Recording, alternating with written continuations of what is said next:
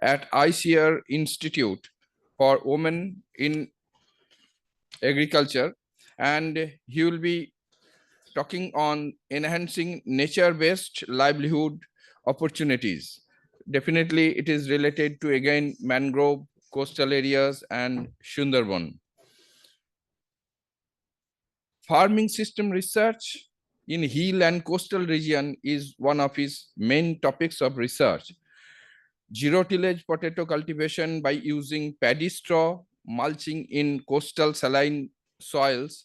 It is definitely an innovative approach. He has done his extensive work on that.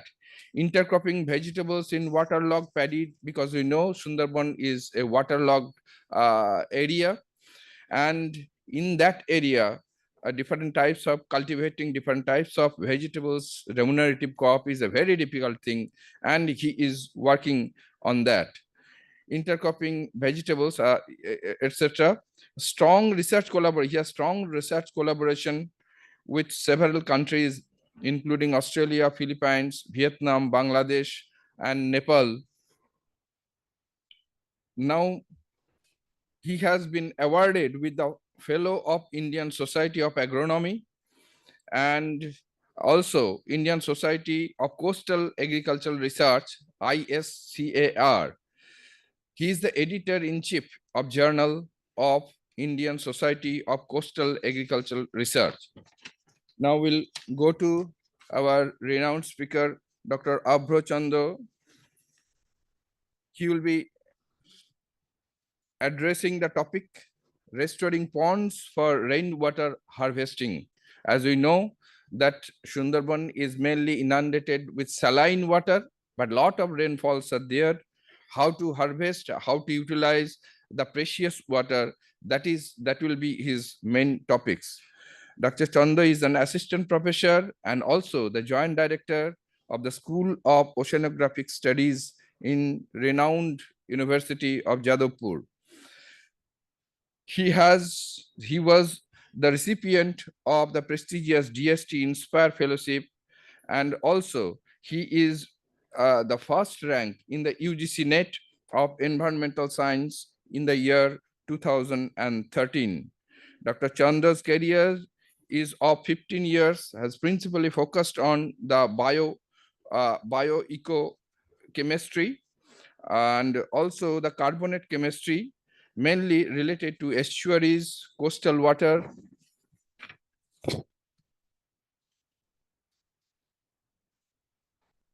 aquatic ponds, wetlands, etc. Dr. Chanda has 96 general journal articles, 3 edited books, volumes. He has done work not only in Sundarban, but also in the estuary on Mahanadi in India, and definitely mangrove, seagrass, coral ecosystem continuum of Japan adjacent to South China Sea, etc. Now, our last and also one of the most important speaker of today's 8th session is Dr. Chandrima Sinha. Dr. Sinha currently working as program manager, planning and monitoring nature, environment and wildlife society of Kolkata. She holds the PhD degree in ecology and environmental science from University of our West Bengal, Kalyani University. She was the research scholar in Zoological Survey of India. We are proud of being at West Bengal because it is one of the most important institute in our India. And he has mainly extensively worked for wetland management and biodiversity, and also at the Ramsar site in India. She is having 24 years of experience, including 7 years teaching experience in her institute. So we'll be listening their address one by one, and after that we'll go for discussion and also some conclusion from this session. So thank you very much again to the renowned speakers and the honorable audience. and also the organizers. So we'll going to start the address by eminent speaker. First, the keynote address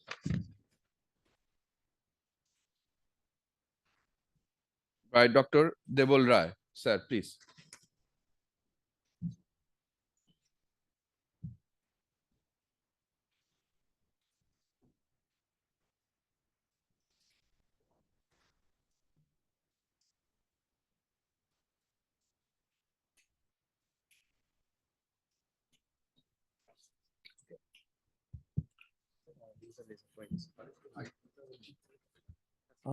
শোনা যাবে মনে হয়, ছেড়ে দিন, ধরে নেবে। I am sufficiently loud also. Good morning, everybody, and thanks for the generous introduction. Yeah.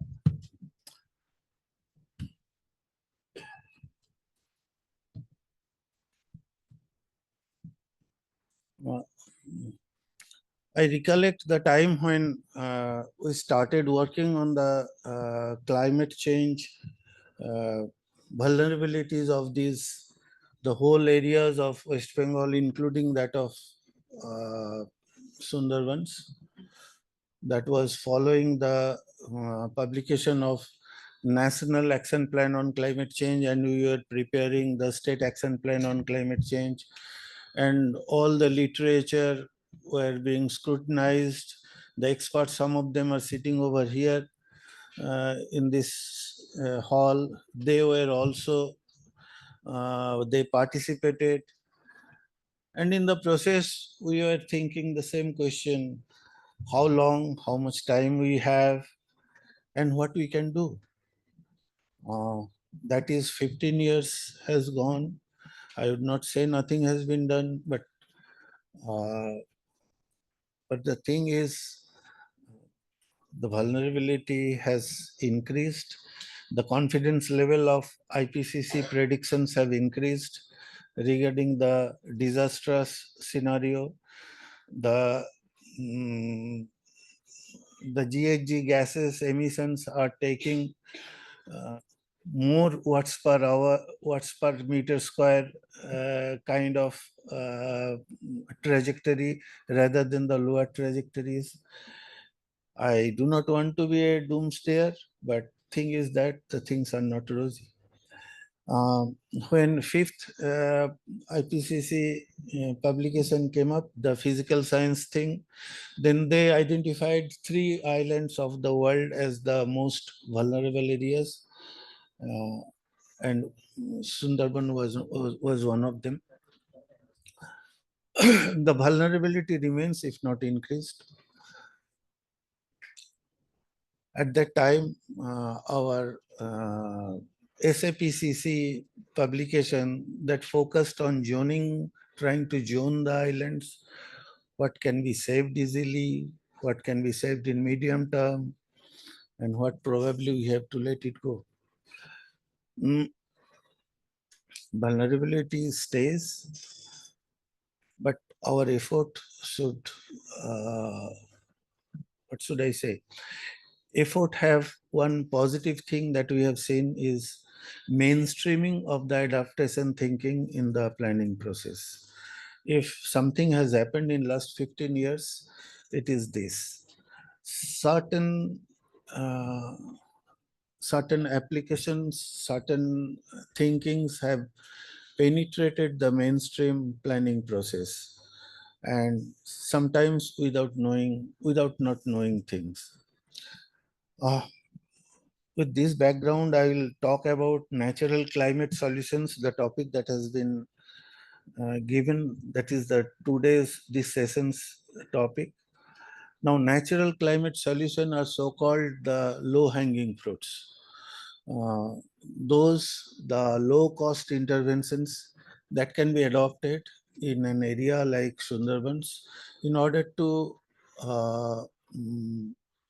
to build resilience in the system and to buy some time. Yeah, to borrow a word that of a famous book by WWF. There is a famous book, some of you might not be knowing. It's regarding species conservation. So they very aptly name the books Buying Time. So these are all buying time. Unless we stabilize the carbon emission, of course, we stabilize the carbon emission and stabilize the temperature in medium term, these are all only buying time.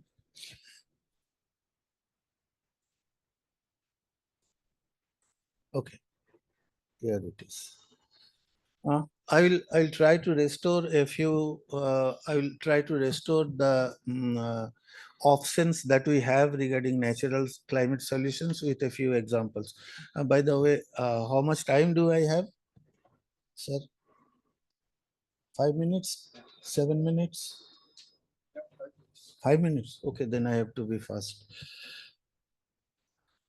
If we look at a Google Earth picture, you see this kind of saline blanks. Can you see these areas?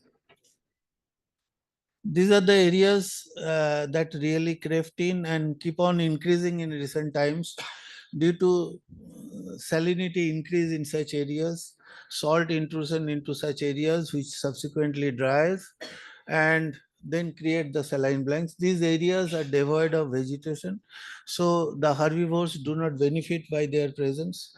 And certain and in recent times we are seeing that the adjoining saline blanks are coalescing and developing into a big saline blanks. So we thought that we have to treat it somehow. How do we treat them? So this is a close-up look of the saline blank. You can see the area is not exactly entirely devoid of vegetation, but very sparse and stunted kind of growth. You will find it here. 2 years back, we started treating such areas. It was a there are big such 67 areas in entire Sundarban. That is the forested part of Sundarbans, and uh, unfortunately, they are increasing very fast. So we tried to. Please tell me when I am approaching my time. Uh, अच्छा. So we thought how to treat such area. An area like that, we when we analyzed the area, we found that the top 30 centimeter zone where the root mainly feeds, that has been so salinized that most of the normal species are not occurring over there. So what we thought that if we can flush the soil below that area, then probably we will see some growth. So now where do we get the sweet water? So we constructed sweet water pond on the head of such a treatment area, and then that area was, you can see the pond here, and then these are the alur bhedi kind of things, so that the water will flow through these furrows and take the soil below the root zone. So this is the pilot project that we have started. We have not reached the state where we can say that we have perfected the methodology, but this is a very low cost kind of treatment. And what we wish to give here are those plants which can be eaten by the herbivores, the short Avicennia marina or Cereus tegel, that kind of plants which can grow in moderately high salinity, but at the same time they are palatable to the herbivores, so that these areas can sustain the ecosystem. If this projection by Professor Mukhopadhyay comes true, then large areas of Sundarban will become highly salinized. You can see these are almost approaching the sea level salinity. So if this kind of salinity really takes place, then the saline blanks will also increase in area. And we need to perfect our tools how to treat such areas. This is the probably most discussed topic about vegetative barrier against storm surge. It does, the Sundarban does play a huge role in protecting the hinterland, including Kolkata, from the effect of storm surges and cyclonic damages and things like that. I am not going into technical details, but the thing is that it has been estimated to be millions and millions of dollars of ecosystem service that they are rendering in the process. And this is something that uh, we should really develop at a low cost. So this is known to everybody that between 2000 and 2018, 22 cyclones hit the area, of which 16 were category 4 and above. And the storms which are of 10-year return interval, they are coming back. Uh, three such came in 2 years only. So it shows that intensity as well as frequency are increasing in this area, and the projections show that they are the heating of the cyclonic storms are progressing towards the eastern side. That is, from those which are used to hit mostly, in Odisha, they will come to West Bengal, and West Bengal things will move to Bangladesh part of Sundarban. So there is a eastward movement of the trajectory of the cyclonic events. So these things are happening. So now government of West Bengal really identified uh, that this can be a game changer if we wish to protect the hinterland at a low cost. Then creating a storm barrier would be of really good help. So these are the soil works that we have done in collector's land, that is the khas areas, and vast areas have been planted. And I am happy to say that this is the growth of the 2-year mangroves. So here the presence of the mangroves is most important rather than the biodiversity. So whatever grows fast and whatever grows surely, we generally try to plant it them there. This is the third and last nature-based solution that I will show you. There are n number of nature-based solutions, so I choose to illustrate with three. This is Professor Sunanda Bandyopadhyay's publication, but probably the image is from somewhere else. I took it from there, so I acknowledged it. You see the southern side and the western side of the islands are mostly being eroded, and accretion are in the upper zones, particularly silting up the channels at the other places. So there is a huge loss of landmass.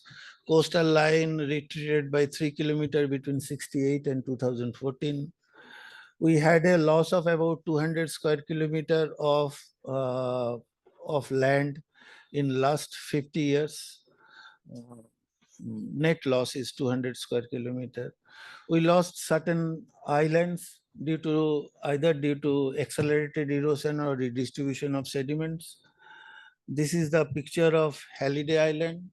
Uh, it was in 1985, the blue line was there, red was in 2013, and yellow is, this is the small one, that too in low tide in the 2023.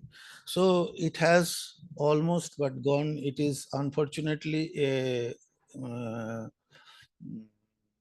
sanctuary, and most of the things are now lost. Certain mollusks were physically transported by the scientists from this area to other areas. So please, particularly for the students, do not go away with the impression that sea level has risen so much. It is a combination of sediment redistribution because of the very much high energy in the estuary. Because of the climate change, sediment redistribution process has accelerated. The sediments are being taken from the useful areas and are being deposited in the main channels, causing navigational problems and other things. But nevertheless, this is a sure signature of climate change. So this is the porcupine structure that forest department traditionally used to do to protect the critical infrastructure. This is our beat. Beat means a small administrative unit of the forest department. We used to do this kind of porcupine structures, and sediment used to accumulate around such structures. These are small things. Then WWF came up with something very interesting structure. Dr. Dondo is here. His team actually did this work. So this is how silt accumulation in porcupine structure looks like. This is the WWF's work. Particularly, they had made some inexpensive method of seal trap. These are the terracotta rings. Terracotta rings were placed uh, on the islands, which are prone to very much of erosion. And during the high tide, these areas receives a silt load, which while going the water, while receding, deposit the silt on these terracotta rings. And after some times, the rings look like this. And the propagules that were trapped inside, they are coming up and they are showing their growth. So this is this is a very recent photo that was shared by Dr. Dondo with me, and they are doing it near one of our eroded areas. You will notice that they have kept a gap this time between this nylon net fencing, actually the landmass boundary, and this is the seal trap. In between there is a gap. We expect certain things will come up in that gap also. After 9 months of terracotta rings, these rings looks like this. So I believe from the limited experience that I have regarding this kind of seal traps, it is not a panacea. It will not work everywhere, particularly where there is a major drop in height between the landmass and the water. But where there is a gradual decline in slope, in such areas, this can be a good try. So these are the three. Oh, sorry, I have a fourth. This is the fourth nature-based solution. It is regarding the conserving the genetic diversity. Unless you conserve the genetic diversity of an area, the adaptation potential of the population is lost. Not only the species diversity, I want to emphasize here as a forester that species diversity comes, protecting the species comes at a stage when there is almost nothing that can be done. Means very little can be done. You have to conserve the genetic heterogeneity of different populations. If you are able to conserve the genetic heterogeneity of the populations, then only you will be able to conserve the species, because genetic heterogeneity is the basis. They have the good genes for the few unforeseen future. So you need to conserve that kind of genetic diversity, particularly for species like these, which are locally. This is from my field staff's observation. So if we, and you can see where they are found, means the field officers gave me this data. So if you are able to conserve the populations, not the species, for the children, I would like to emphasize it this way, that you should not be happy that there is Sal in Siliguri.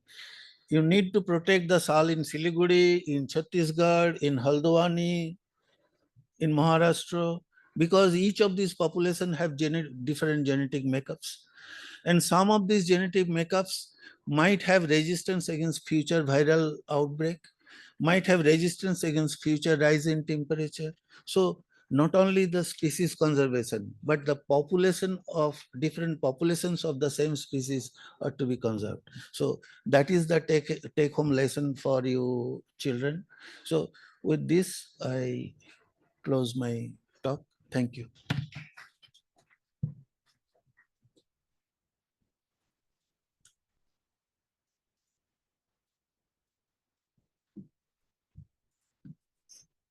Sir, thank you very much for giving a perfect keynote address, because we are discussing a nature-based solutions, and we had in the last, just in the keynote address, several options. We have seen the situation of holiday, which is related to our Ghodamara Island also, the same situation. So now we are empowered to go for different speaker.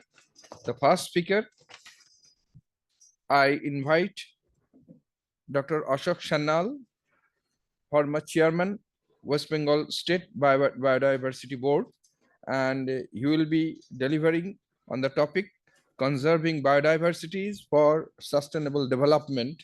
We'll listen him for about 12 to 15 minutes, sir. 15 minutes.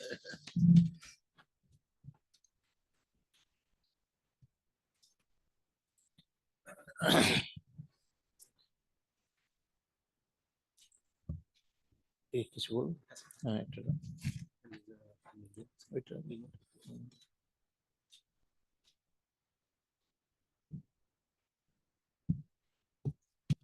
দিয়ে করলেই হবে, থাকবে না।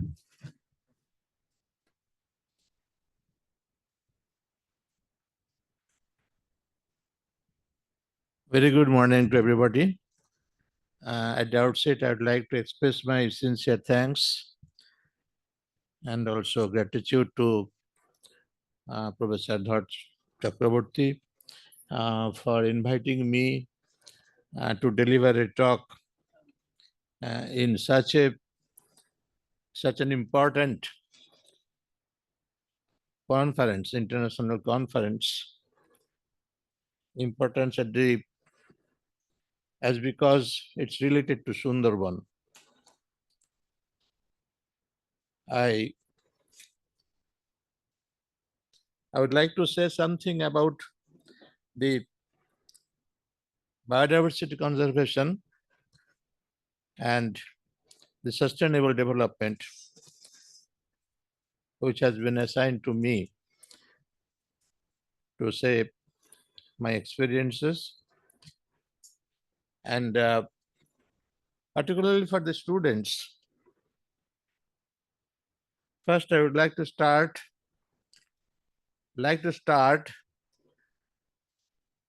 with an idea of startup.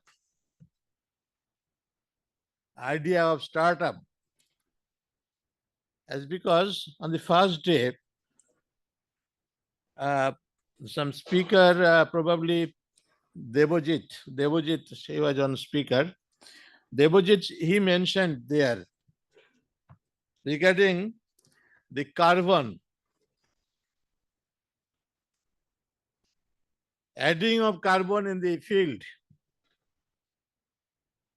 And this is very interesting in the sense that that man, a very young chap from Karnataka, passing from the California Institute of Technology, while moving in his village, he found that one farmer has suicide. Why? That for last few years, no crop. And with debt, he was not able to survive. Then that boy thought what to do. And why this agriculture in this area is facing this problem. Not only in Karnataka, in that part of the Karnataka, all over the country. And it is fact that it is due to the climate change and the carbon, which is very, very, very, very essential to be present in the soil for microbes, for other biodiversity, for nutrients, which are getting lost. And where it is going in the air. And with the help of the artificial intelligence and satellite communications, he made some plan, I have no idea, made some plan, the matrix in which hundreds of thousands of acres of agricultural fields can be mapped, their nutrient values and the presence of carbon. Then, with the help of his technology, he was able to take out this carbon from the air, polluted air, and put it in the soil. And it was possible due to the change of the classical system of, or the conventional systems of agriculture. And he inspired the cultivators to go for new system, that means regenerative system of agriculture. And through this process, that man, a young man, the Murti, Abnit Mitri or somebody, he, in the first year, he got $2,000 million. How? That Devjit mentioned how in the form of the carbon credit card, and that millions of US dollar he distributed to the farmers. The farmers in both the ways, they got benefited. And here I just told this fact as because it was related to the biodiversity, the agro-biodiversity. So that this, here my topic is biodiversity conservation and sustainable development from the very dawn of life. The human being 2 million or 2.5 million years ago started to think development. And that thinking discovered the things we are enjoying today. And this process of thinking about the development is going on in relation to the change of natural system as physical as well as biological processes. And that's why, but this development in most cases are not, we found that not sustainable.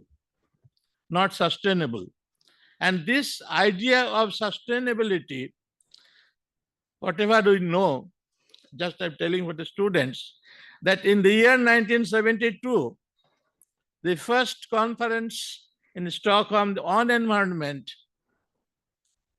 the then Prime Minister, Srimati Indira Gandhi, categorically, with a loud voice, she told that the conservation of biodiversity and for the ecosystem, ecological complexities are to be known with the help of the conservation of biodiversity for the peace of the humankind.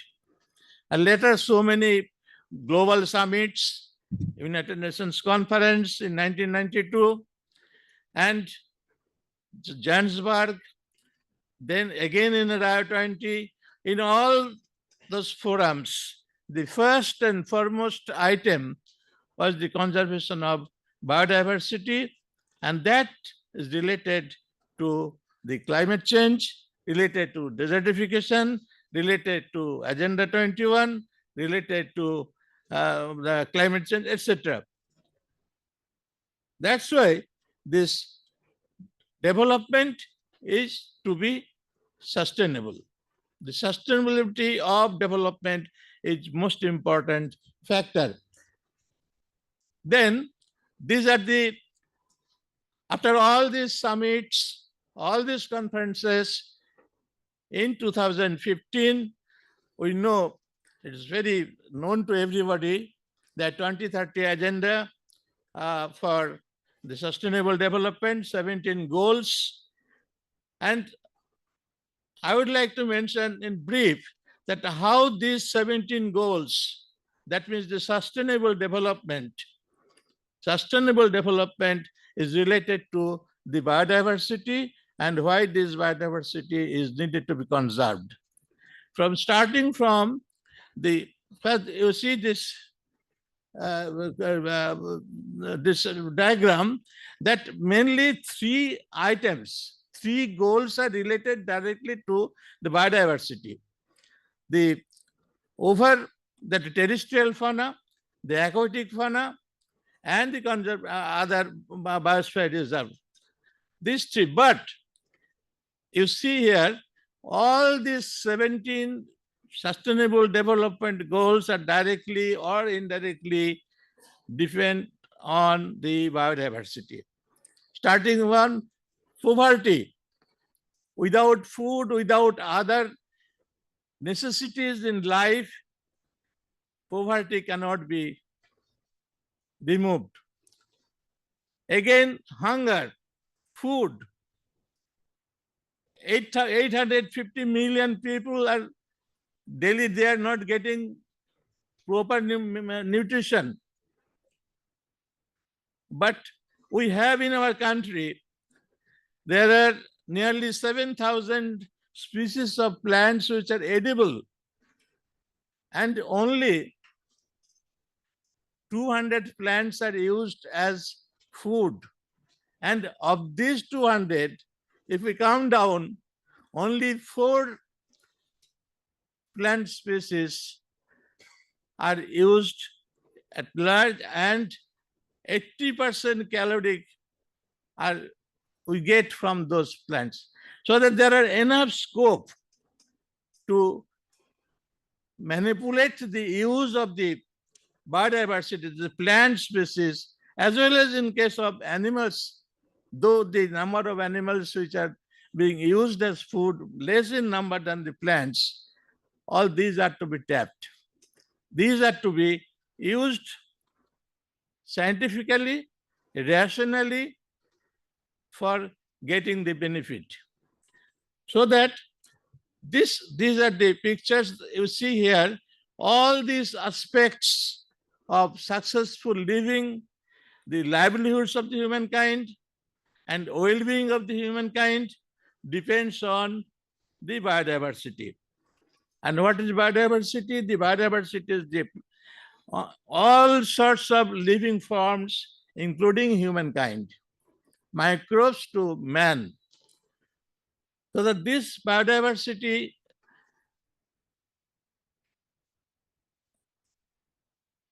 well-being of man is based more on the less directly on the sustained delivery of fundamental ecosystem services. Yes, this biodiversity is depend their successful presence on in the world, in the universe, depend on the ecosystem services. Vice versa, these ecosystem services, these are again dependent on the biodiversity.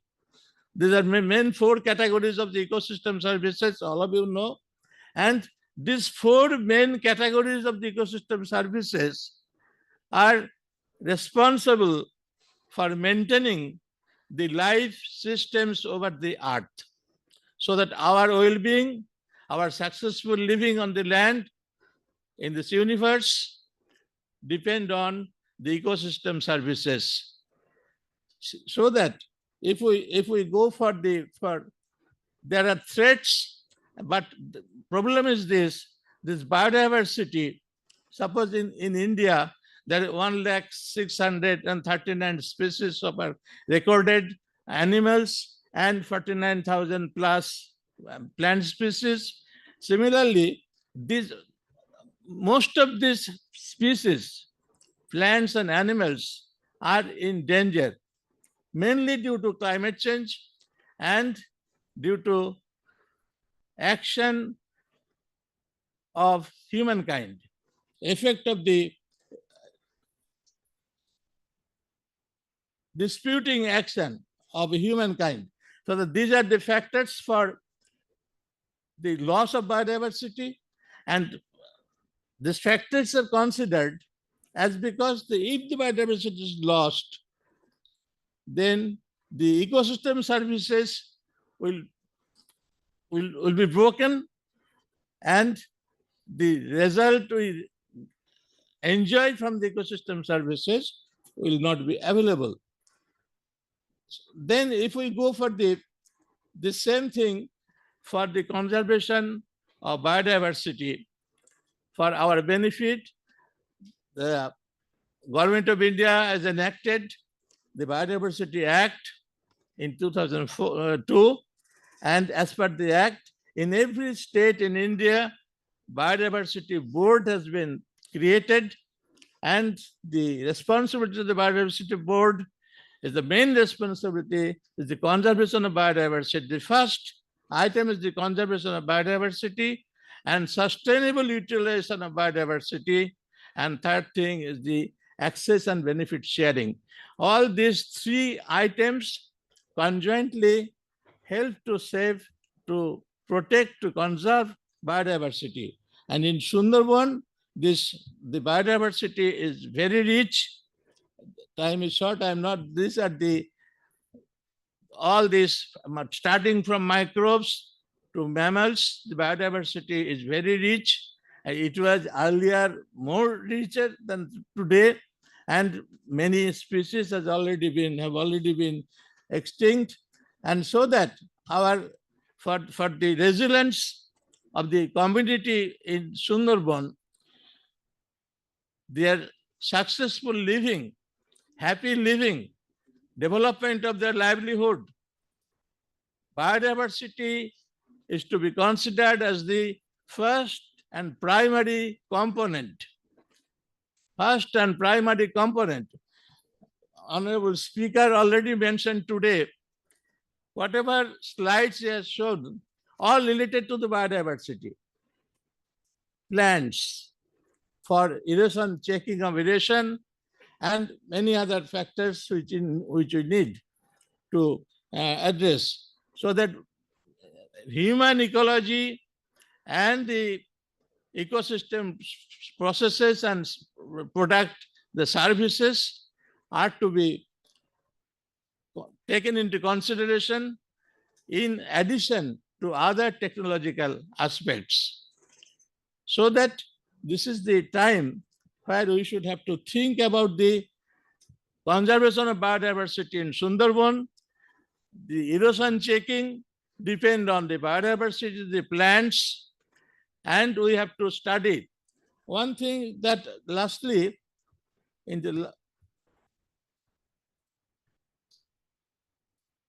I'd like to awareness of the programs, community awareness regarding the conservation of biodiversity, applied education, basic education, how to conserve biodiversity, supply of high quality seeds for aquaculture, land restoration, pollution-free wetlands for aquaculture, developed communication system, facilities for marketing, macro and micro level studies on biodiversity, ecosystems, and human ecology. This is most important part which is not being considered, the human ecology, human ecosystem, because human is the center of all these developmental processes. Just a minute. And sole use of vetiver grass, yesterday Professor Rai mentioned, I also agree. So many examples are there. The vetiver grass is to be used for embankment, and one my suggestion that the yesterday it was discussed seriously and for a long time regarding the type of houses are to be made there in Sundarban, and this problem is with the inundation. Inundation, that means from rivers, from sea, the water is entering in the inside, and due to that housing problem with the housing, and so that after with the help of the vetiver grass, embankment is prepared, and leaving 1 feet or 1.5 feet with the help of bamboo, one barricade, then again with a gap, make another barricade with the bamboo. That's what we use in case of other wetlands in other places. And inside these two layers, rows of bamboo, that yesterday, I cannot remember the name, and professor mentioned that the mud block is to be placed inside the 2 rows of the bamboo, so that the inundation may be checked. So that the problem with the that housing problem, what would be the material for the housing, mainly refer the biomass-based housing, all these are to be solved to some extent, so that they explore possibilities to begin startup for sustainable development. That I mentioned in the beginning. For the students, you can think in Sundarban, the salinity and the biodiversity conservation. In all these cases, there are enough scopes to make the startups in relation to the sustainable development. There are enough scopes you can think, and I think with your ideas, your new generation, new ideas, the problems with the Sundarbans and the livelihood of the Sundarban people will certainly be developed. Thank you.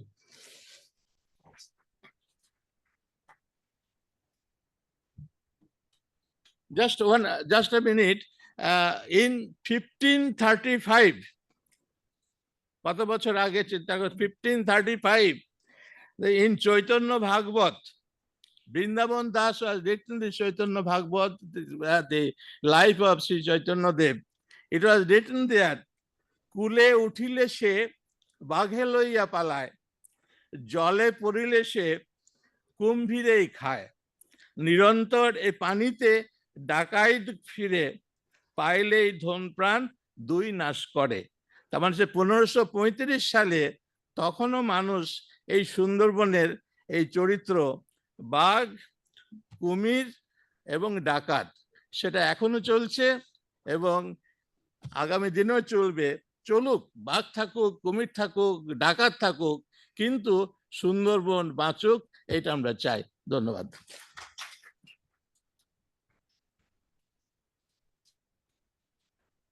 Thank you, sir, for your nice concluding literatures.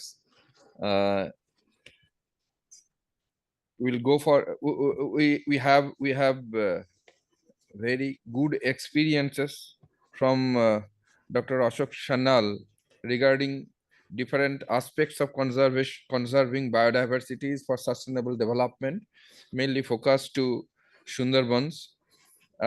He focused on that more than 200, whereas we have lakhs of species of biodiversity, plants, animals, etc. But we are mainly focusing only 200, and now we are concentrated on mainly 4 species. Whereas the Buddhism literature, it is saying there is hardly any plant which has no values. That means every plant has values, only we have to understand them. So the importance of the conservation is definitely a strong point for the nature-based solutions. Thank you, sir, for your deliberations. Now we'll go for our second speaker, enhancing nature-based livelihood opportunities. Dr. S.K. Sarangi, he will be online. Yes, I am there. Oh, he has already joined. Dr. Sarangi, Yeah, namaskar for joining namaskar. to us. And please start your deliberation, and we shall request you to conclude it within 12 to 15 minutes. Sure. Thank you very much, sir, and very good morning to all. Particularly, I am thankful to the organizers of this important international seminar on the topic bringing resilience to the communities in Sundarban. This is really important. And since I was working in Sundarban area in ICAR Central Soil Science Research Institute for 15 years, but only last year I have been shifted to Central Institute for Women in Agriculture. So now I will talk a few minutes on how this climate change impact differentially to men and women. We are listening about the conservation of biodiversity, which is very important, and the role of men and women with respect to conservation is also very well known, well documented.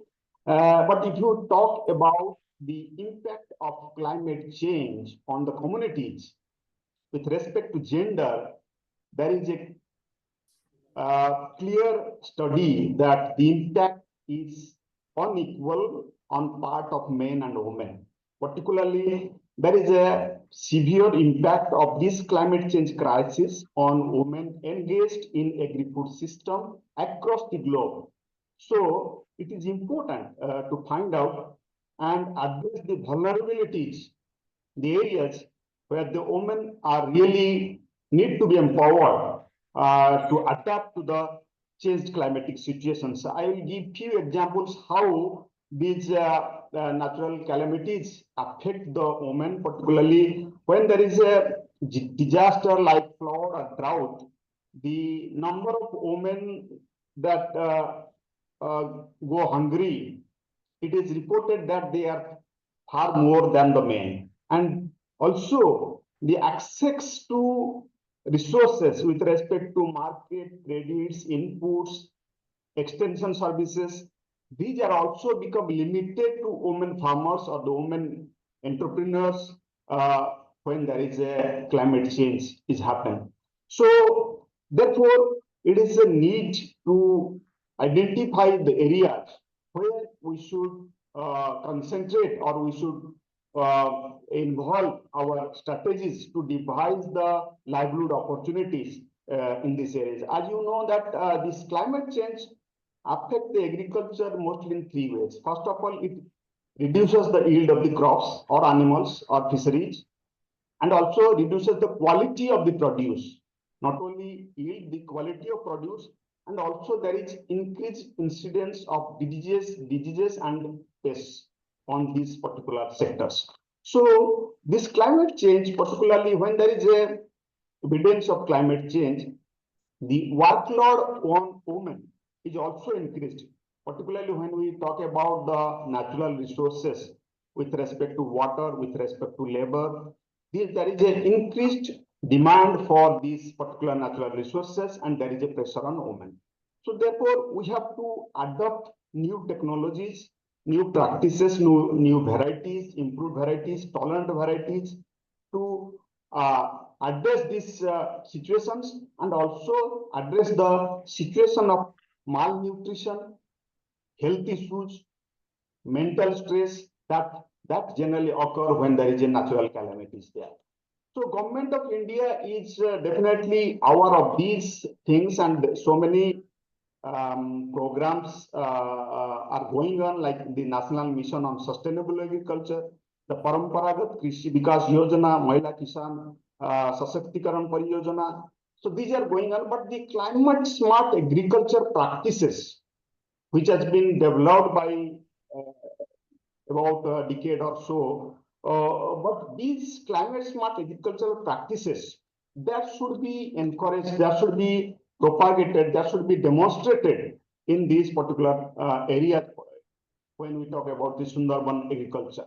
So the climate smart agricultural practices, generally it has three important aspects. First of all, it should encourage sustainable agricultural growth in terms of income and food security, and also it should adapt to the changing climatic situations, and also it should reduce the emission of greenhouse gases. So these are the three pronged effects that should be addressed through climate smart agricultural practices. I will give few examples of climate smart agricultural practices.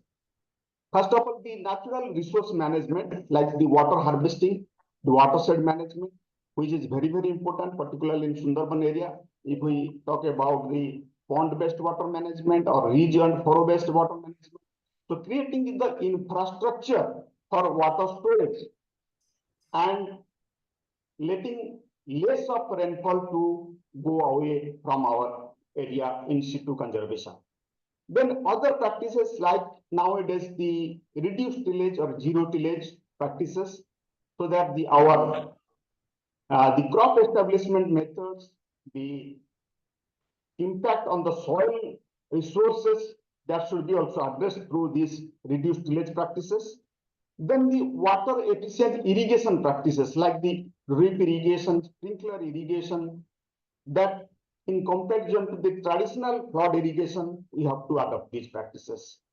Then with respect to the nutrient management practices, if we talk about chemical-based balanced nutrient management, or if we talk about the chemical-free nutrient management, we have to encourage the use of biofertilizers, use of different manures, microorganisms, use of crop residues, the mulching of crop residues.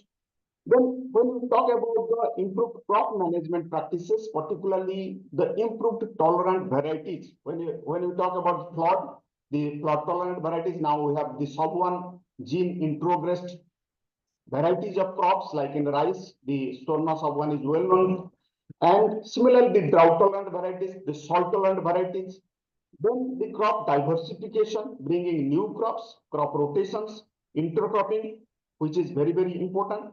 Then adjusting the time of planting, the sowing time of the crops, because when we talk about the climate change, increase in temperature, the seasonal changes, the winter is becoming short, and we have to adapt to the changing crop calendar practices. Similarly, the improved pest management strategies and also improved animal livestock management practices with respect to nutrition, with respect to the manure management, because when we talk about the storage of manure, it should be improved method so that the greenhouse gas emissions should be less through conversion of the emissions into biogas. Now, if you talk about the livelihood opportunities or options, I can start with the entrepreneurship in production.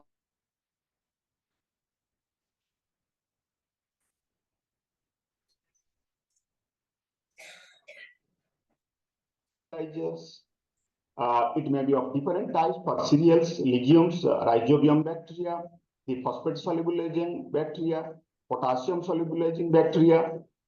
Then the natural farming practices, the ingredients required for natural farming, maybe Jivamrut, Bijamrut, Dhanjivamrut. So these things, the production of these particular inputs are required. So entrepreneurship, building, training, capacity building in producing such inputs, and also the microbial formulations.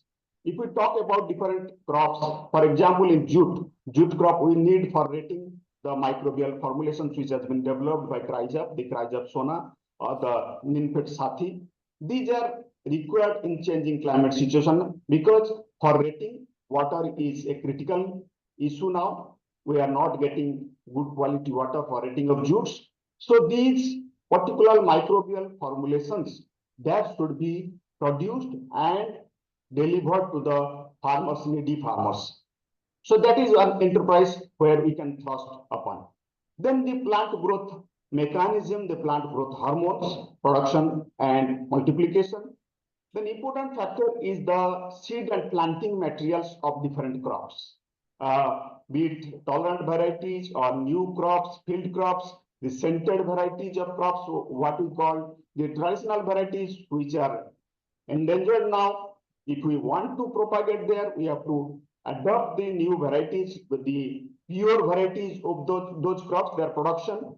Then the use of these inputs like the green manure crops, the vegetable seeds which are in great demand production because a lot of private sector there, but the quality are definitely doubtful, and also the marketing strategy. The if you talk about the livelihood options, these may be strategies like in different crops, like in potato now, the true potato seed production, that is also very important, keeping in view the huge requirement of potato tubers. Then the nursery raising, different nursery raising practices, starting from field crops to the horticultural crops to the foreign plants, the potted plants, seedlings of different fruit plants, the mango, guava, potato, sapota, papaya.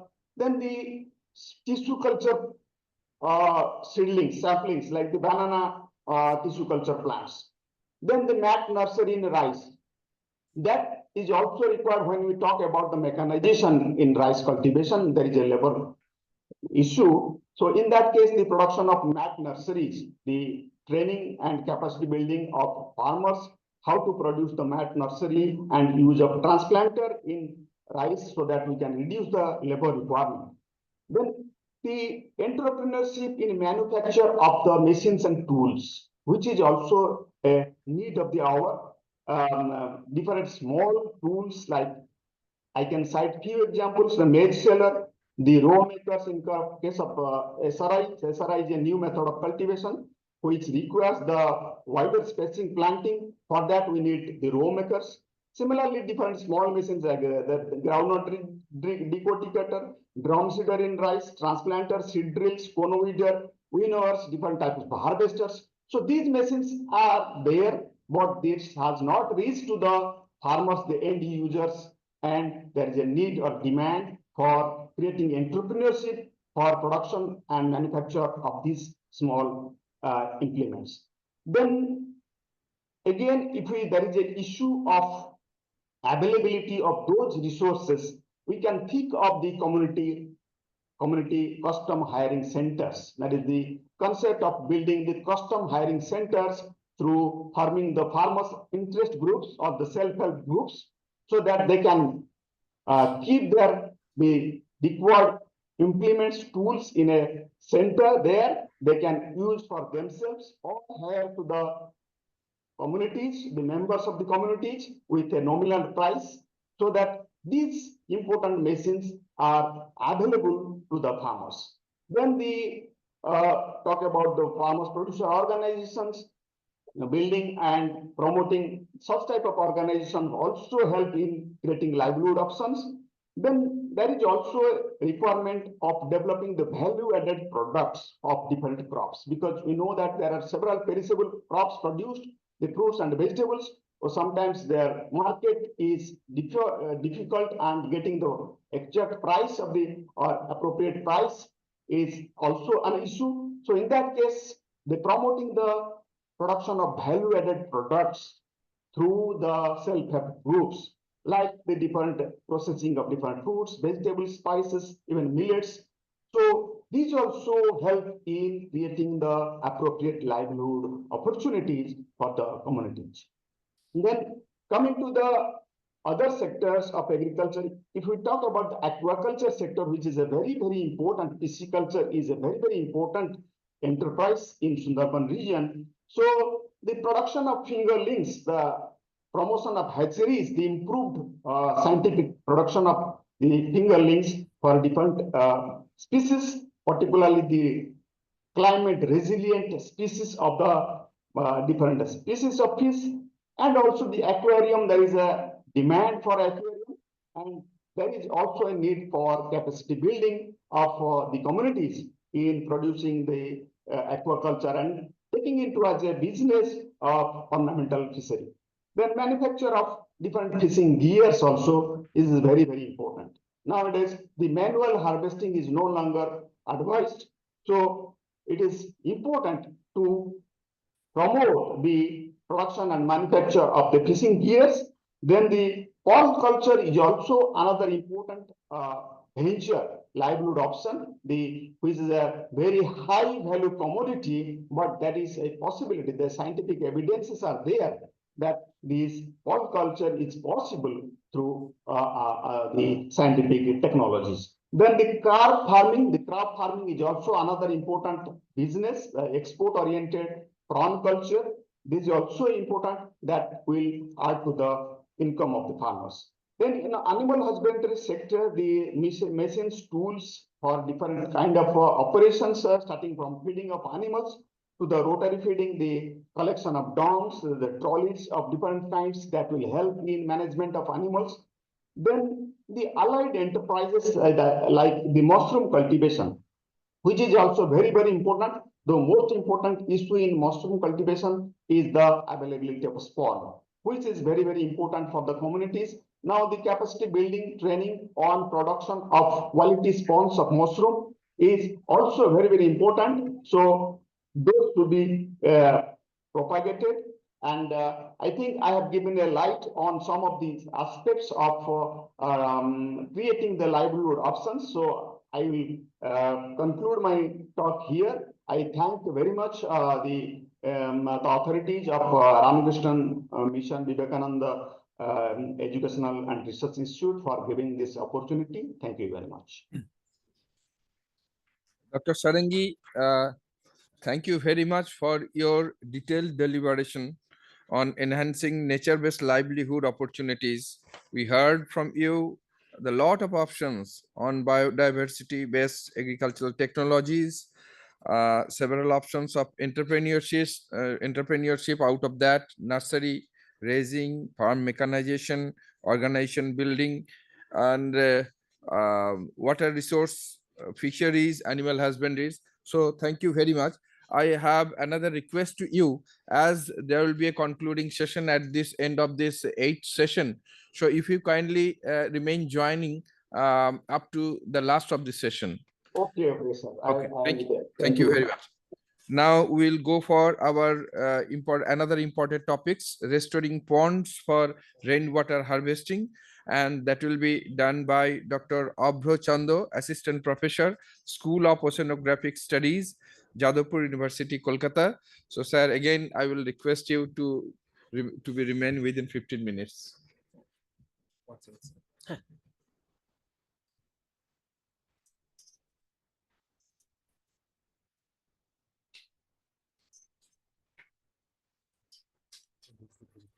For going forward and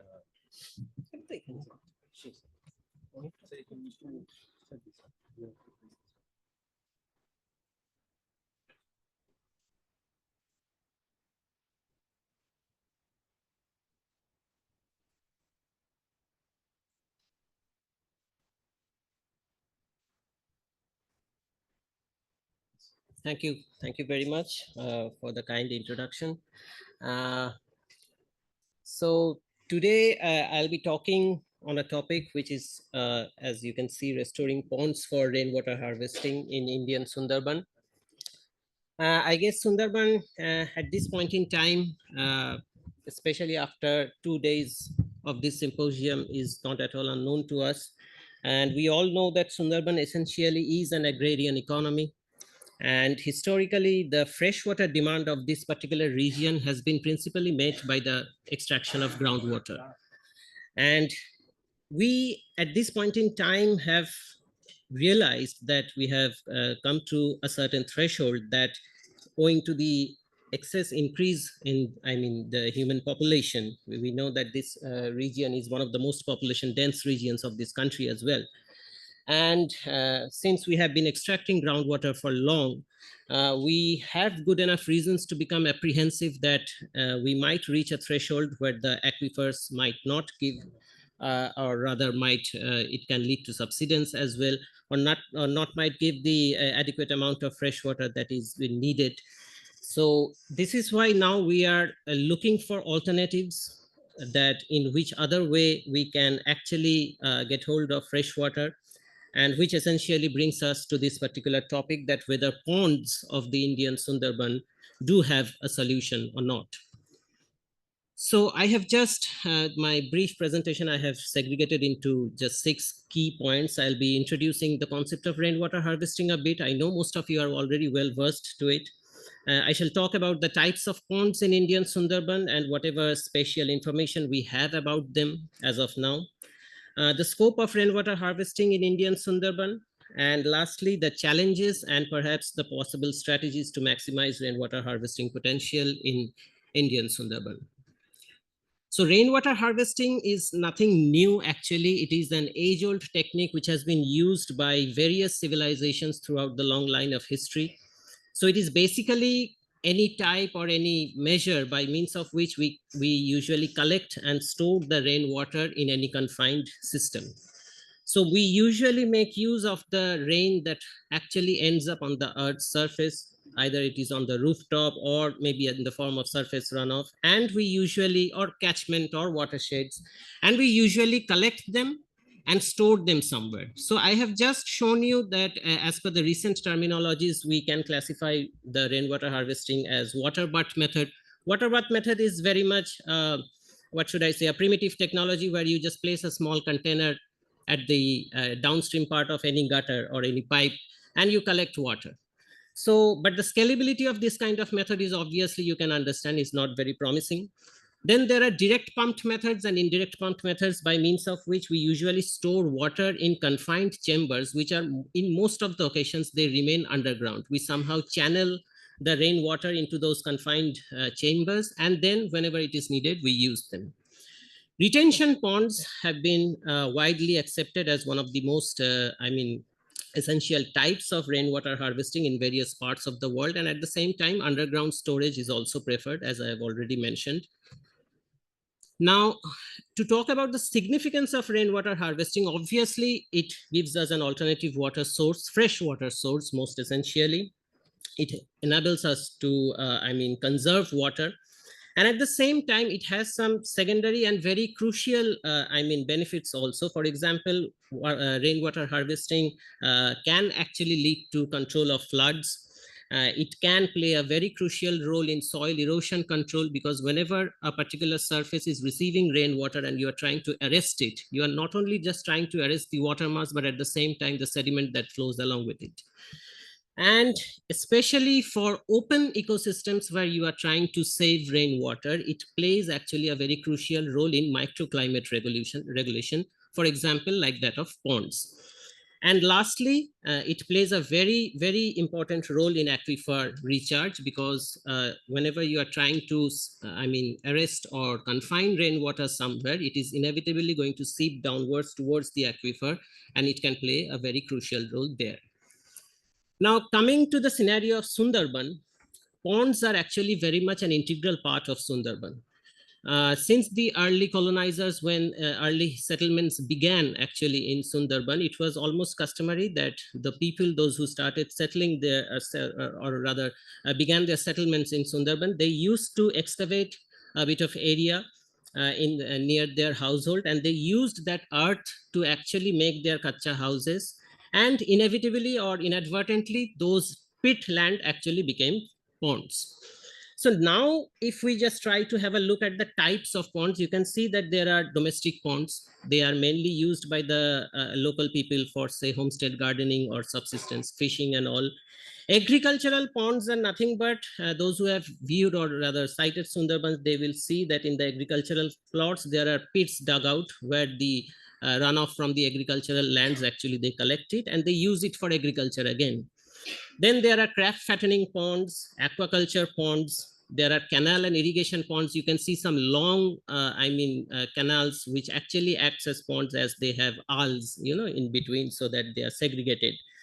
And then there are abandoned ponds as well. Abandoned ponds are nothing but it is not a speciality of Sundarban. Unfortunately, we see it everywhere in perhaps India, that some of the ponds become a very suitable site for dumping wastes. And eventually the pond characteristics of those ponds are lost, And so we have to unfortunately name them as abandoned ponds. Apart from them, I have also mentioned some resort ponds. As Sundarban, you know, it's a tourist destination. You can see that there are several resorts who maintain ponds mainly for beautification purposes. And apart from this, you have some community ponds, especially besides the schools or maybe in the center of a particular village, you can see ponds which are essentially known as community ponds, and they are the large ones, to be honest. Now, before I come into this topic, I mean, the possibility of rainwater harvesting, the first question that came to my mind that how many ponds are there in Indian Sundarban? Is there any data anywhere by any government agencies who can tell me that exactly this many number of ponds are there? So I could not find it. Now, which actually led us to take up a study in the year 2022, and I'm honored to be a part of that study. So we chose 4 blocks actually, Sagar, Pathar Pratima, Gosaba, and Hingalganj, and we tried to point out that how many ponds are there. I'm not extremely specialist in remote sensing, but my co-authors actually worked on it, and they used the Sentinel-2 data, which has a spatial resolution of 10 meter. So whatever data you are seeing in this particular table, it is based on the minimum size of ponds that could be identified was definitely more than 100 meters square. The ponds of size lower than that are not covered in this table. So you can see that in Sagar, Pathar Pratima, Gosaba, and Hingalganj, there are almost, you can see 8 square kilometer, 21.9 square kilometer areas covered by ponds. The principal findings that we found is that the number of ponds are proportional to the area of blocks. That means the bigger the area of a block, the number of ponds is more. However, what we also found surprisingly, that the surface area of pond is not so much proportional. That means these ponds are of arbitrary size. They do not have any structural, homogeneity. And most of the ponds belong to the 100 to 200 meter square classification. And the second most important class was more than 400 meters square. So with this basic preliminary knowledge, if we move forward and try to see that what is the scope of rainwater harvesting in Sundarban, already there are some very good studies which have tried to study the demand as well as the supply of the fresh water in terms of other alternative sources. So you can see that from the studies of Mondol 2014 and Bhadro et al. 2018, potable water demand for Indian Sundarban as per census 2011 data, it is 9, here MCM stands for million cubic meter. Domestic water is 105, but agricultural water demand is 2,780, which is an order of magnitude higher than the other two. And on the right-hand side, if we look at the supply, then Sundarban do receive a very good precipitation. I mean, in the very low rainfall year, it receives 1,300 millimeter rainfall, and in very good rainfall year, it receives 2,000 millimeter rainfall, which actually leads to a runoff of around 2,100 million cubic meter from the upper catchment, and from within the catchment, the runoff is generated to the order of 1,800. So if I just do the sum total, then theoretically it is possible that yes, you see that the total on the right hand side is 3,900, whereas the demand is 2,900. So theoretically, yes, it is possible if we can arrest this runoff. But of course, on the practical grounds, there are several problems. There is seepage, there is evaporation loss, and many other effects which actually cannot make this a reality. Now, the challenges which I believe are there, though there are very few scientific studies taken up on the Indian Sundarban in this particular topic. So most of the observations are particularly, you can say, my opinions, and from my observations in the field that I have been working on in the last 15 years. First of all, I did not see any scientific intervention in the design of pond or its management practice. How deep should a pond be? Where should it be excavated? We do not have any such, route map or blueprint. The second challenge is maintaining year-round water availability. That is the foremost challenge, that in order to conserve rainwater, we need to use it somewhere, at some point in time when it is not available with me. So it should be there all round. So the perennial source of rainwater, the harvested water is, as of now, it is still in its infancy. And the last and the most crucial point, a very crucial point, is maintaining the water quality. Now, in terms of quality, I would be talking about the optimum primary productivity, which is a very essential quality of any aquatic ecosystem. It has to have a net autotrophic character, because I mentioned that these ponds do have a role in microclimate regulation, and that role can be only be effective if they act as net carbon dioxide sink. And lastly, we have to arrest eutrophication, which is another big challenge. So just detailing a bit on the individual points, you see that ponds usually do have a structure. Okay, now these ponds, most of these ponds are not natural depressions in the landscape, they are manually dug. So whoever or whichever property these ponds are dug, how much area it was viable for them to be, to be invested in digging up a pond, that actually determines how much volume of water these ponds can retain. But usually in the science of limnology, you have to see that over here you can see usually a pond, any closed aquatic ecosystem, it actually gets layered into 3 layers. Okay, the epilimnion, the thermocline, and the hypolimnion.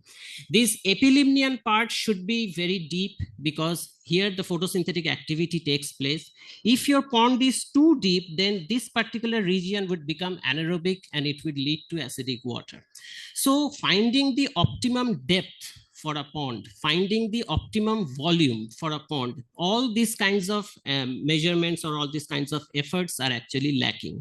Another very crucial thing is that the slope of the bank of the pond, we always talk about river erosion, estuarine erosion, but ponds also undergo erosion, especially during heavy monsoon spell, when the monsoon pours like cats and dogs. It can lead to heavy erosion in the pond banks, which ultimately compromises the depth of the pond, and eventually it is reducing the volume of the pond. Clarity and turbidity, that is another very challenging factor for us, because we know that our Sundarban soil is mostly silt and silt-like, and it has acid sulfate soil, which easily, remains suspended in the water body, which essentially compromises the photosynthetic potential of these water bodies. Now, the second most important thing is evaporation. So apparently we might think that it is beyond our ken to control evaporation. But if you can see, according to the cropping season, when the Kharif season ends, that is in September, October, the ponds remains full mostly, and then it starts drying up.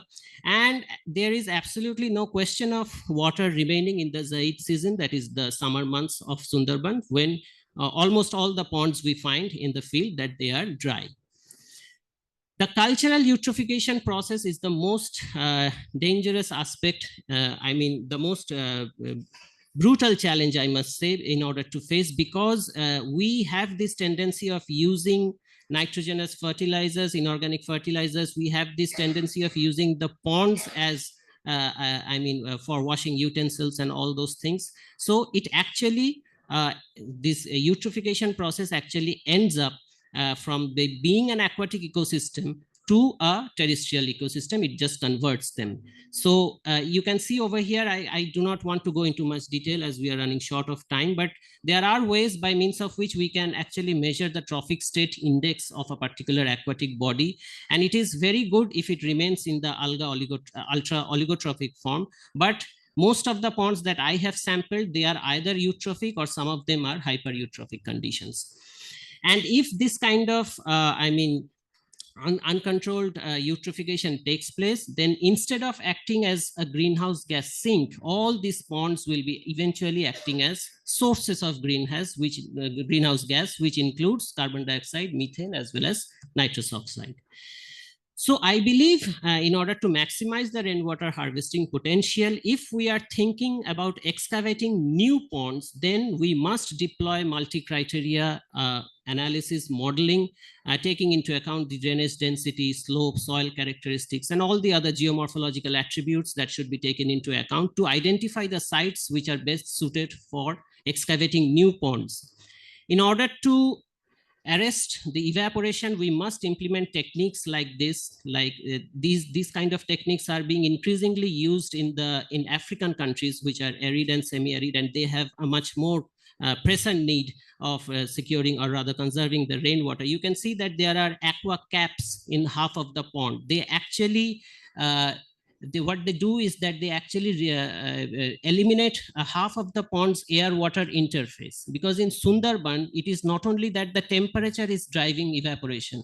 Since it is situated close to the sea, high wind velocity is also a very crucial factor that is driving evaporation. So you can see in this particular figure, these are shade balls, sorry. These are shade balls. These balls floats on the surface and eventually remove the, reduce the evaporation. Controlling anthropogenic activities, as I have already mentioned, our knack for littering, washing utensils, dumping wastewater, this should be treated.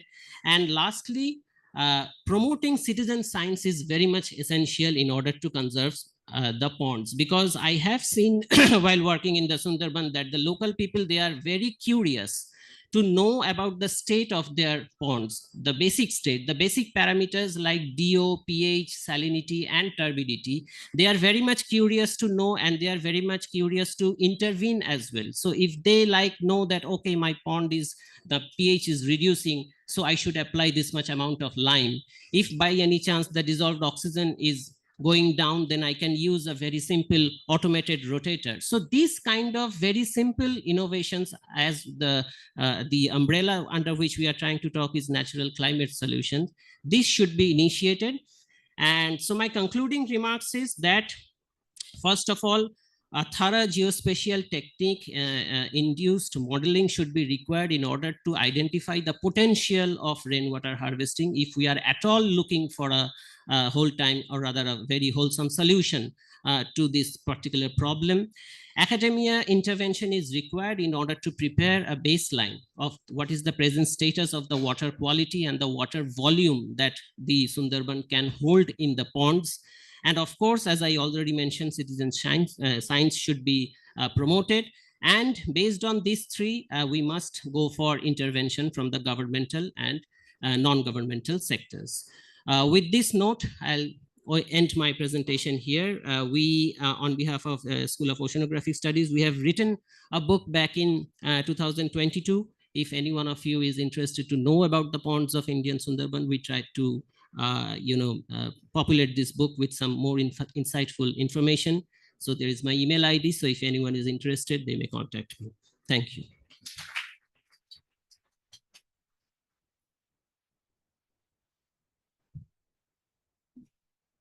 We passed a very educative 15 minutes in relation to the restoring ponds for rainwater harvesting, with special reference to Sundarban, definitely. So we are very much thankful, Dr. Chanda, for your deliberation. Now we'll go for the last topic, but a very, very interesting topic: ecotourism in Sundarban, problems and prospects. Usually used to go to Sundarbans for a visit, for tourism, etc. Lot of things. How it is going on, what are the problems and prospects, that will be focused by Dr. Chandrima Singha, Program Manager, Planning and Monitoring, Nature, Environment and Wildlife Society, Kolkata. Madam, please.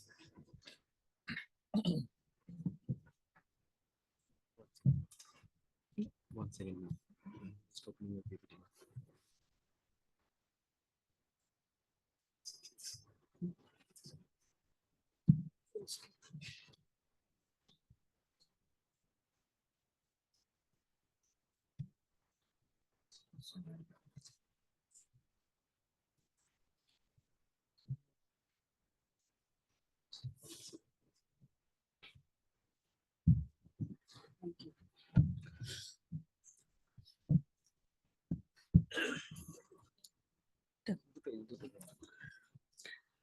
Thank you. Already the floor is very much serious about and we have heard a lot of discussion on a very serious topic on Sundarban. So I will be discussing the topic ecotourism, which is very important, but on a lighter mood. There will be no such big theories. I will explain the way I have observed the Sundarban and just sharing our experience, my organization, the experience on building this ecotourism initiative in Sundarban. So the topic, as I mentioned, ecotourism in the Sundarban, balancing challenges and opportunities.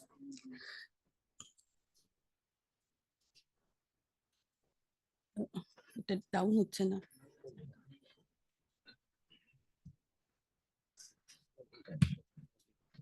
Forward, backward, and laser.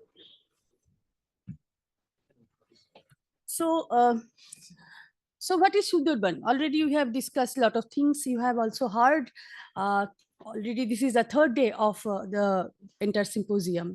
Sundarban is the largest, if we consider Bangladesh as a part, as a continuous forest area.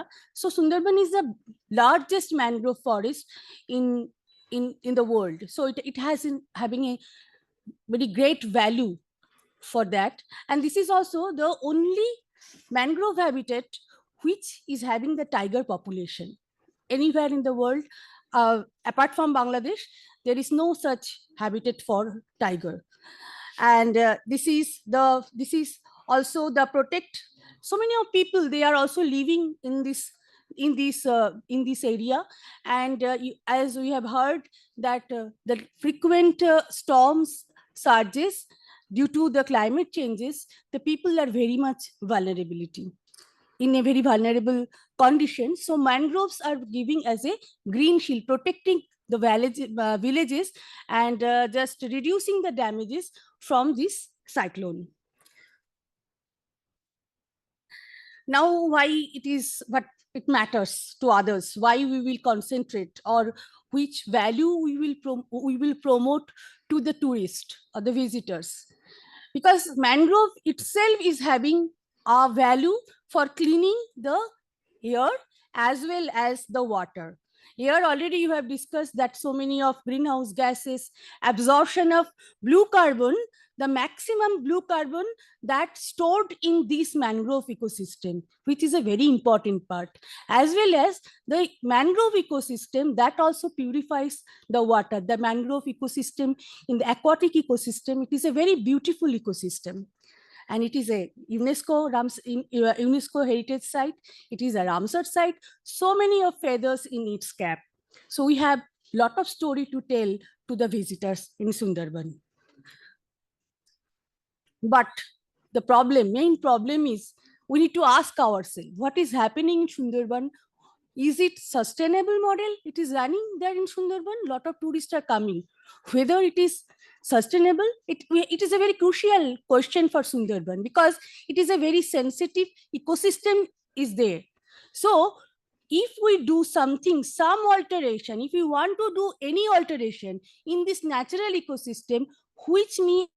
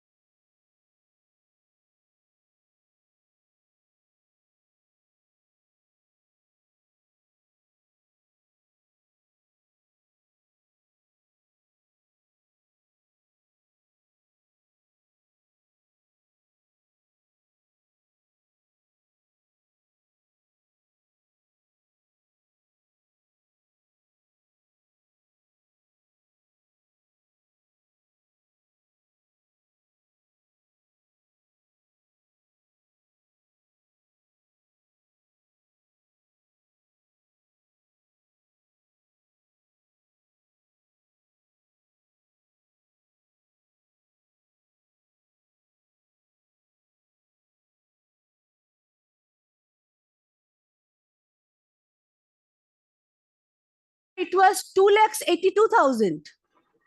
And in 2021, just post-COVID, less people visited, 1 lakh people. Now you can imagine if the number of tourists is this much, how much water is required for them, how much waste this has been generated in this system. Any idea, any record, any data, nothing is available. And most of the tourists, if you see, this is only the STR, Sundarban Tiger Reserve data. They have entered through this Sosnikali gate point, and they explored the area. That means if you visit in weekend in Sundarban, you will find only boats and boats. You cannot see anything. So, and everybody, why they are going to, if you ask the tourist why you are going to Sundarban, they will ask you that we want to see the tiger. But honestly speaking, this tiger-based tourism is no more sustainable, because everybody tourists used to go through the riverways, and the tiger, very rarely they will come to give you the display. Yes, I am there, because they don't have anything. You are not attractive to the tigers. Okay, only for prey they can come hunting. That is not a good experience for the tourist, right? So this is a major weakness point we find, that the tiger-based tourism. And people, all the hotels, it is overcrowded. Pakhirala, Dayapur, Sajelia, you go and see Sajelia, very few. The most populated dense hotel area is the Pakhirala. Earlier, it was a very calm and small village. Now it is grown up for the hotels only. So this balancing, we need to balance. Okay, ecosystem is there. We are also asking, yes, tourists need to come. There will be a mutual expense. Everybody must learn. That scope must be there. So and we don't have the infrastructure, proper infrastructure. Proper infrastructure. No jetties, no big vessels, okay? No waste disposal facility. So these are the challenges. Okay, human-wildlife conflict you are giving in that area, and there are a lot of tiger kill. There are a lot of statistics on that. This is a part of the life of the people. Okay, exploitation of the local communities, freshwater scarcity. In the villages, you go, lot of water in the water, a lot of water outside, but in the village there is scarcity of water, no fresh water, and groundwater becoming saline. In the northern part, Hingalganj area, the entire area, the saline water ingress, and the water has become saline. But there are the scope of the responsible tourism. There could be a good wildlife safaris, there could be the bird watching, there could be a village tour. Village tour is very important, very interesting. All the villages in Sundarbans are very good. Okay? And farm tourism, people can visit and see, experience how the people are growing vegetables, rice. So they can have a knowledge, because urban peoples are becoming disconnected with the rural life. They don't know they don't know what is the process they are getting the food. So that experience is also very important. So the responsible tourism means that we have to ensure the community involvement, eco-friendly accommodation, conservation effort must be there, awareness program, and last is very important, that the control tourism, regulated tourism. I am not going into details this area. A lot of packages can be possible because there is a lack of time. So I am going totally that one, two, three things. That one is very important is eco-friendly infrastructure. The concretized big buildings for Sundarban, for the tourist, it is not a good experience. So the structure could be the infrastructure could be made using the natural material, okay, which accustomed with the local culture. Then, like we have established one ecotourism at Kumirmari village, where the community was not ready to come up with the mud house or the thatch, the hay thatched house, because they are telling lot of during the storms this will not sustain. So we didn't go against their wish. So we first two cottages we just structured with the concretized, but we use fly ash brick. Brick means that is the use of topsoil, which is the most fertile part of the land. So we have used this brick, fly ash brick, to prevent that. Then this third cottage you have come up with the modern mud structure with the thatched roof. So now they are happy because they have the blending of two things. We have used the solar power for the entire electrification of the entire resort. Okay, so using of solar power could be a good green option for ecotourism activities. Then the waste management. First, you have to reduce the waste. You have to tell the visitors that no plastic is acceptable. Still, there will be a lot of waste generation which are biodegradable. So that waste are being composting are being done with this waste, and that compost are being used in the kitchen garden. So it is a organic kitchen garden. The tourism that the community can maintain that in their premises. Local cuisine, handicraft. We have come up with some handicraft development with the water hyacinth. So water hyacinth, they are making a lot of basket, mats, coaster, variety of items. So earlier they didn't have that idea that can be made. So the new product they have developed, because in Sundarban there is nothing such handicraft product exclusively from Sundarban itself. So this is the farm tourism is another model. I will just go through the slide only. Farm tourism means where lot of farms are there at the Pathar Pratima and the Kagdeep, where the farmers are growing vegetable without using any harmful chemicals. So the farmers, the city dwellers, they can visit those farms and have experience how the farmers are growing these vegetables. Well, at the weekends they can go. So at the farmer's house, maybe they can renovate one room for the tourist with a good toilet. So tourists may go and stay there and have that experience. Government is also having the support as a homestay support under the scheme. If they apply, so they will get some subsidy from the government. So there will be this is few example. So they can see and feel the products from the farms. Okay, so they can tourists may get the unique experience from this that is not available elsewhere. They will educate it. Family will have fun together. Fresh food and product they can enjoy at the farm tourism, that place, and they can support the local communities.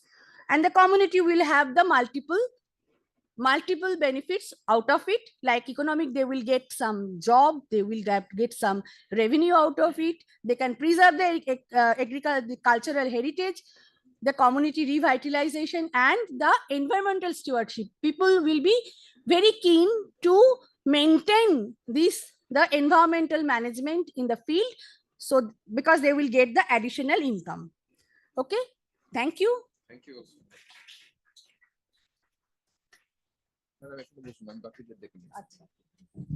So now we'll go for a quick discussion session. I shall again invite our honorable speaker to the dais, please. And I'm afraid that we'll have only 2 to 3 questions only, because the next session is waiting for us. And Chandrima Madam, thank you for your nice deliberation, focusing on the sustainability role, involvement of the local people, also the responsibility of the visitors. এই প্রসঙ্গে একটা কথা, এই বাঘ দেখার প্রসঙ্গে সুন্দরবনে একটা কথা প্রায়ই প্রচলিত আছে যে সুন্দরবন বা অন্যান্য জায়গায় ভগবানের দেখা পাওয়া যেতে পারে, কিন্তু বাঘের দেখা পাওয়াটা মুশকিল। কারণ বাঘ আমাদের গ্রিট করার জন্য নিশ্চয়ই দাঁড়িয়ে থাকবে না, সে তার নিজের সিস্টেম অনুযায়ী চলবে। এনিহাও, সেটা আমাদের কল্যাণ, নিজেদের কল্যাণে। Human pollution, human role and human pollution. Anyhow, we will invite some questions on the topics. Please.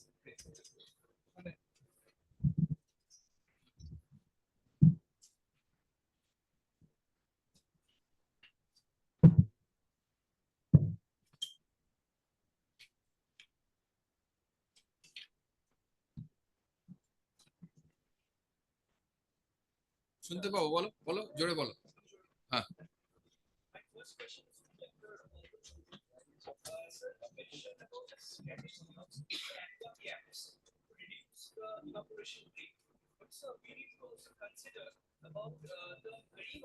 Hello.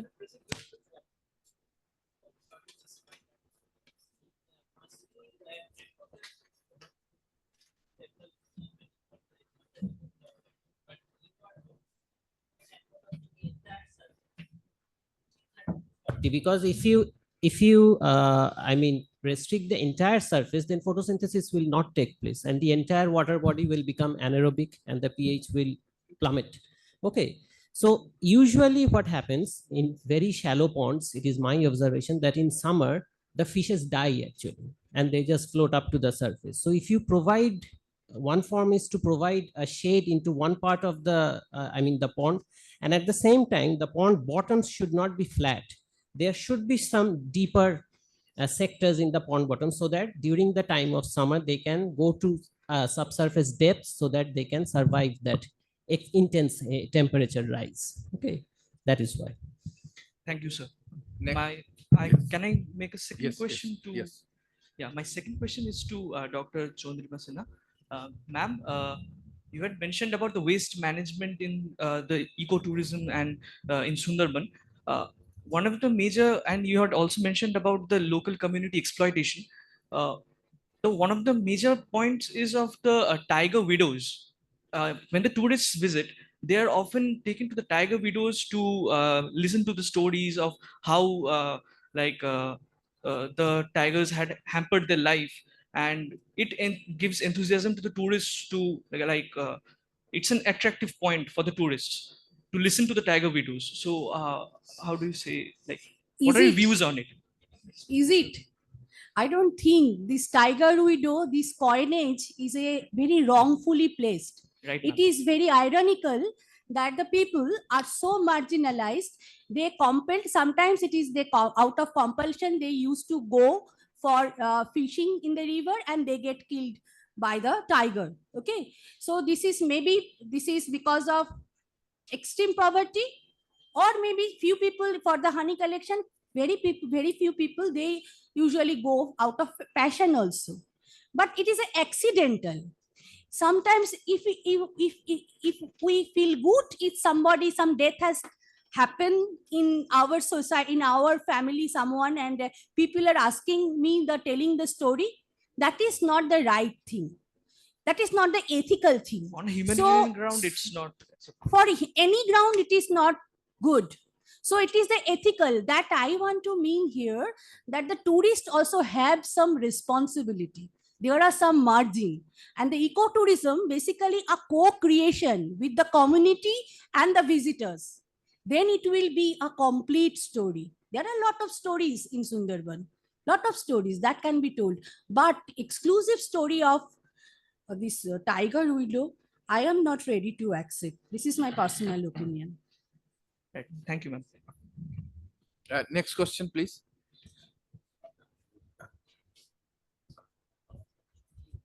না না না, পিছনে পিছনে হাত তোলো ভাই। Good morning, Dr. Sinha. The thing is that yesterday we have learned that how rampantly the mangroves have been evicted from the place, and construction of resorts have been done, luxurious resorts for tourism, and that has been branded as ecotourism.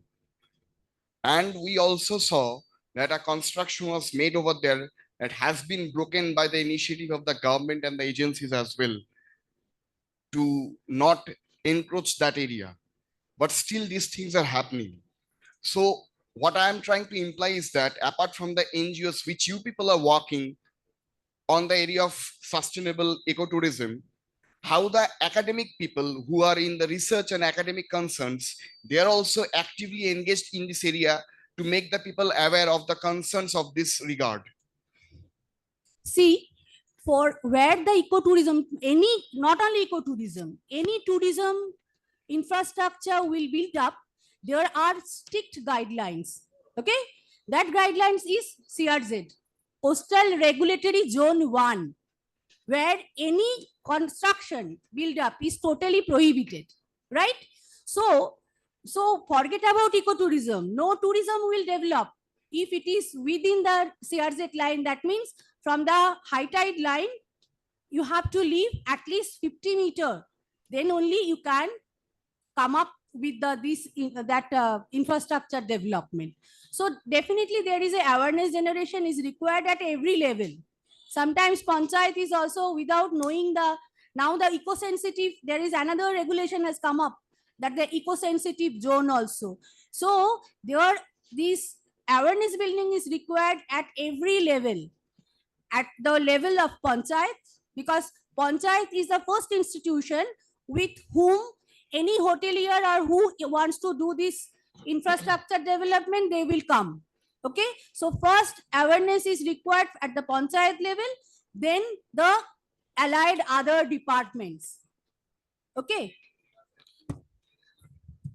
Going on, because they are feeling that the money is coming anyway, revenue is coming, and at the stake of the conservation, at the stake of the environment itself, but still revenue is coming, and for them the pocket filling is the main matter of concern. Revenue may come from the robbery. Should we That's what the support thing the is. robbery? That's what the No, thing it is. is like The that. impact is such like that, inflicted upon. We have to go this awareness, continuous awareness generation program, and very important, but very important, I need to mention, you need to develop the stewardship among the communities.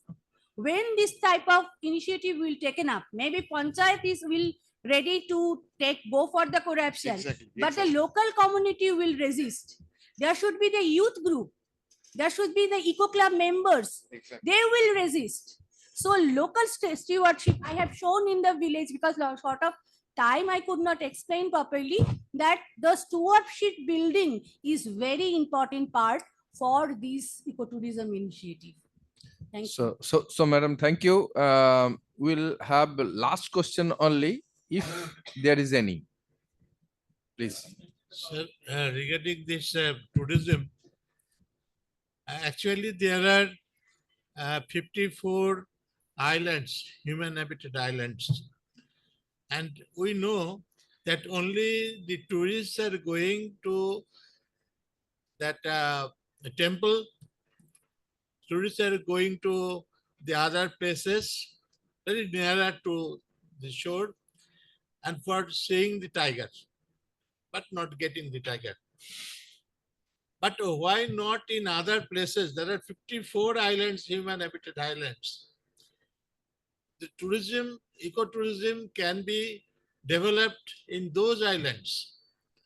And one of my suggestions, I could not tell due to lack of time, that in every island, in all the 54 islands, the ecosystem, their biodiversity, and the possibilities of tourism and human habitations in large scale may be studied, but nothing has been done.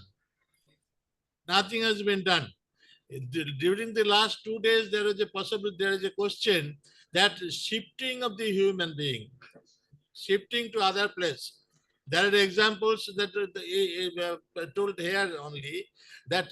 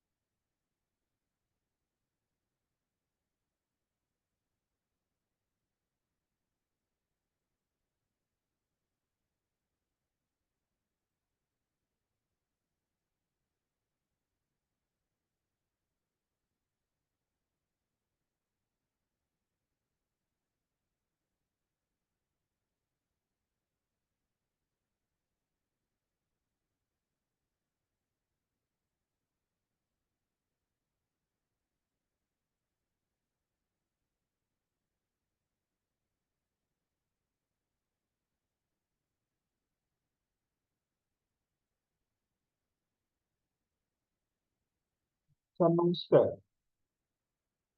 Sir.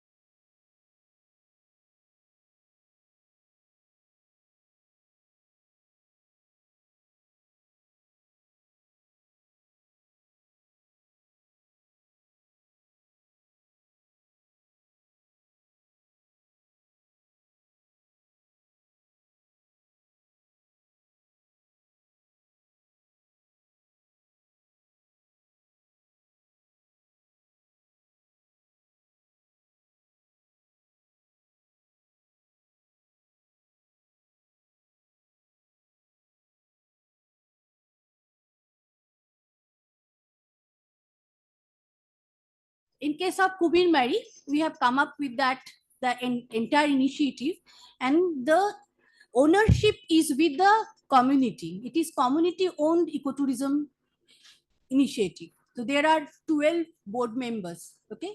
So board of directors. So these directors, when they are coming together, it is a business initiative. So then they understand the business and their own interest behind this. So they always do the trade-off.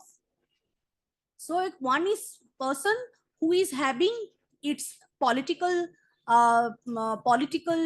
presence, as well as this the individual or the family presence. So always there is a trade-off. When we put together this 10 or 12 from different section, it should not be the homogeneous. They can fight together for this kind of problem.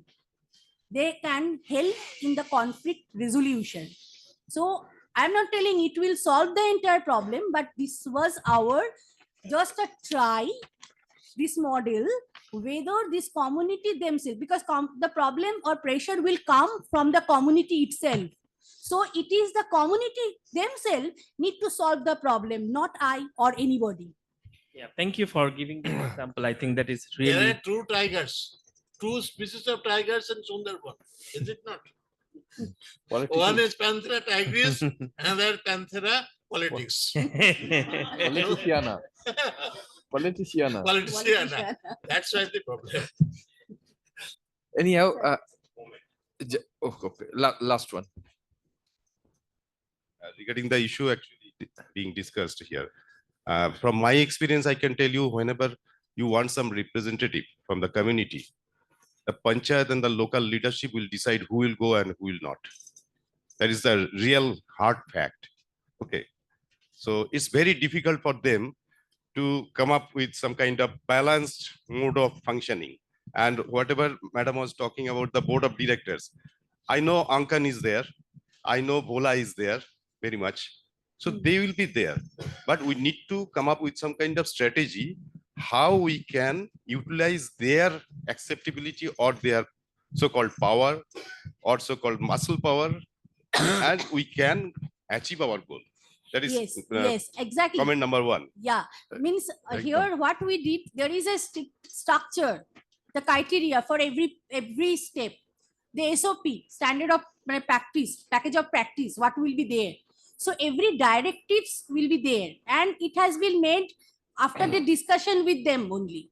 So sometimes they agree, yes, we will accept it. Sometimes they disagree. No, we can't. That is So this is a lot of dialogues. Yeah. Lot of it's very it is an difficult for evolving you. process. Very, very difficult. If we I know, try to do it in I used to remain in Patharpotima, the field, so yeah, I know if we what is what. want to do it, replicate in Patharpotima model, maybe it will be No, different. that's not. And second thing, you were talking about the responsibility of the tourists. And there is a big emerging issue is coming up as responsible tourism. Some kind of subject kind of thing is coming up. And there are a lot of books, big books regarding the responsible tourism. And for the students and research scholars here, I can tell you regarding the tiger widow. There is a myth that there is one widow village in Sundarbans. Nothing is there. That is not there. It is not existing there. That is a kind of myth, and the tour guides, they actually provoke you to come up with some kind of, okay, let's see. And they will divert the boat so that the fuel consumption will be less. Thank you very much. Okay, thank you for questioning in this important session, and thanks to all the valued speaker for answering. So we are concluding here. I think there will be many questions also, so we can discuss it during our tea sessions with our honorable speakers. So let us go for a tea break. Huh? Oh, sorry, Dr.